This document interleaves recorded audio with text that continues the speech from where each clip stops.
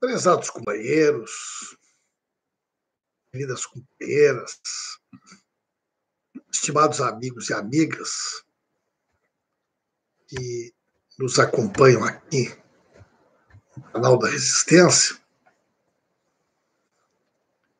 a primeira pesquisa presencial foi feita já dando um pouquinho do impacto, do resultado da decisão do STF. Ela mostra cada vez mais uma consolidação de uma tendência. A tendência de que, à medida que as pessoas vão sabendo, de fato, o Lula é candidato, cresce de maneira exponencial na sociedade uma expectativa positiva em torno do seu nome. O Lula ficou muito tempo, gente. O Lula ficou muito tempo sendo criminalizado. O nome do Lula foi um nome extremamente prejudicado. Ninguém passou pelo que o presidente Lula passou em termos de matérias de jornal, capas de revista. Quantas vezes no Jornal Nacional, tentando associar o nome do presidente Lula, todo tipo de ação negativa. E, de certa forma, a grande mídia, essa elite brasileira, ela conseguiu criar no imaginário das pessoas uma ideia de que o Lula jamais poderia ser candidato. Como se diz num jargão popular, Lula era uma carta fora do baralho. Muitas pessoas acreditaram nisso. Muitas pessoas, de fato, começaram a pensar a política, começaram a pensar o futuro, como se essa possibilidade, a possibilidade do Lula voltar a ser candidato, fosse uma possibilidade que não existisse mais. Bom, muitas pessoas ainda sequer sabem que os inquéritos foram anulados, e o Moro foi considerado suspeito, o Lula recuperou totalmente os seus direitos políticos. Gente, essa questão da suspeição é uma coisa muito grave, uma coisa muito séria. A maioria da população ainda não tem a dimensão do que significa o Supremo Tribunal Federal reconhecido que o Lula nunca teve direito ao julgamento justo. Existe um princípio elementar no direito, e é a pessoa ser julgada por alguém isento. Você imaginar no sistema de justiça um cidadão, uma cidadã ser julgada por um juiz suspeito é algo, uma violência extrema no sistema de justiça. Não há vergonha, não há desonra maior para um juiz do que ser considerado suspeito. Fazendo uma analogia com o futebol, é como no futebol alguém comprovar que um juiz é um juiz ladrão.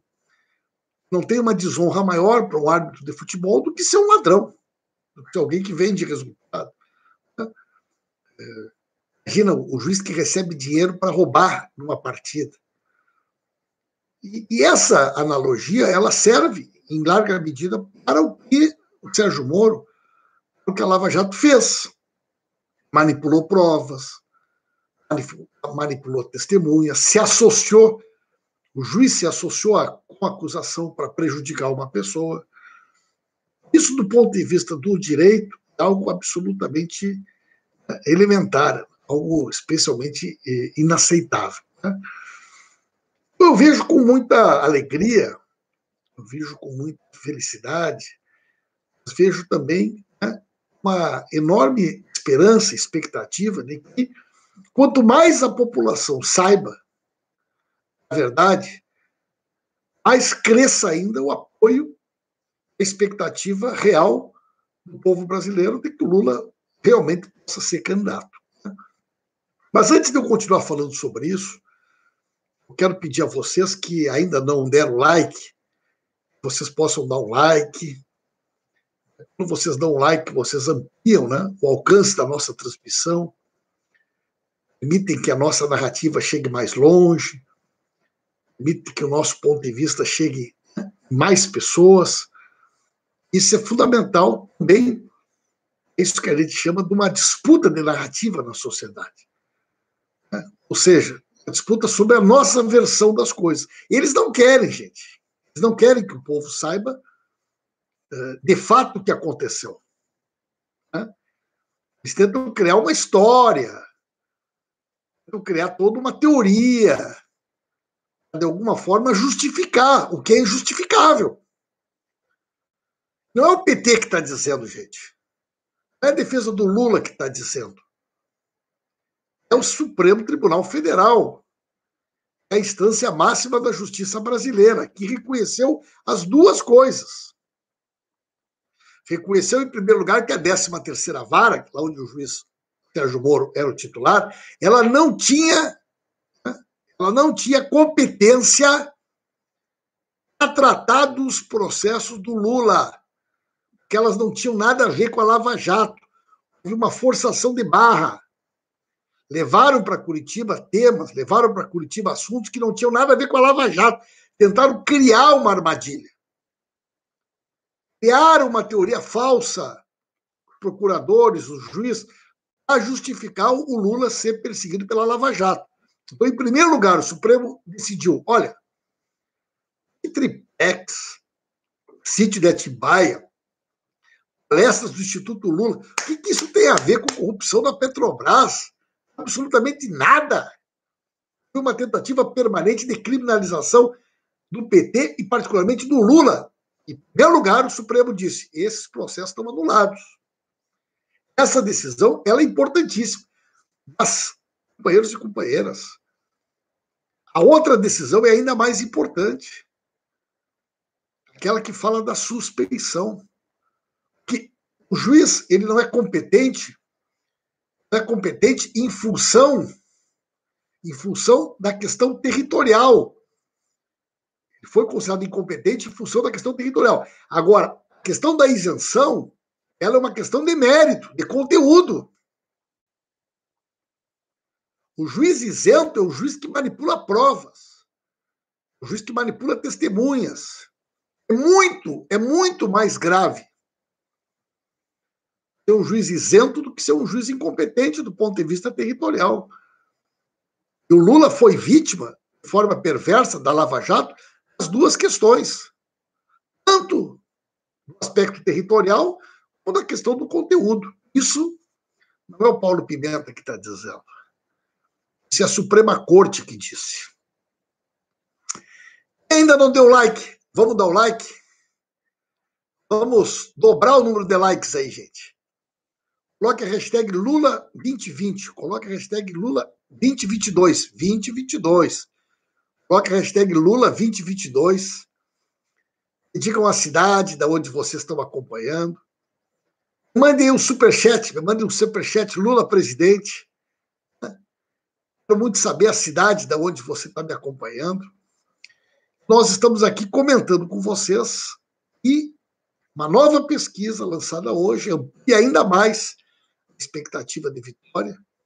Aliás, né, ficou provado que terceira via, gente, não se cria no país. Né? A possibilidade de ter uma terceira via, isso é uma bobagem. É uma bobagem. Né? Nós vamos ter no Brasil uma eleição polarizada entre dois projetos antagônicos de poder, entre dois projetos de futuro para o país, um deles representado pelo presidente Lula, traz junto com ele todo um legado, todo um histórico de realizações, de conquistas do povo brasileiro, e, de outro lado, uma experiência, a experiência do governo Bolsonaro, uma experiência que não deu certo, né, gente? Que o Bolsonaro acabou, provadamente, se transformando no maior 171, no maior estelionatário da história política brasileira. Que se elegeu dizendo que era um mito, política, ele significava a grande novidade da política no Brasil, e que a vida mostrou que era uma grande farsa, né? A vida mostrou que era uma grande farsa. Então, o Bolsonaro é uma farsa. Eu conheço muita gente, Bolsonaro, que hoje jura de pé junto que não votou. Né? Nega de forma assim veemente, que não quer ter o seu nome associado ao Bolsonaro.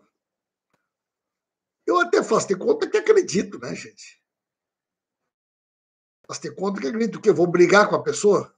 Ela tem vergonha? Vou brigar com a pessoa porque está arrependida? Ela faz questão de me dizer que não votou no Bolsonaro, que jamais votaria num cara como o Bolsonaro. Eu, no mínimo, recebo ela de braços abertos, né? Não cabe a mim aqui fazer um juízo de valor. Né? Especialmente para aqueles que estão envergonhados, que estão constrangidos, que, de fato, né, sabem a bobagem que fizeram.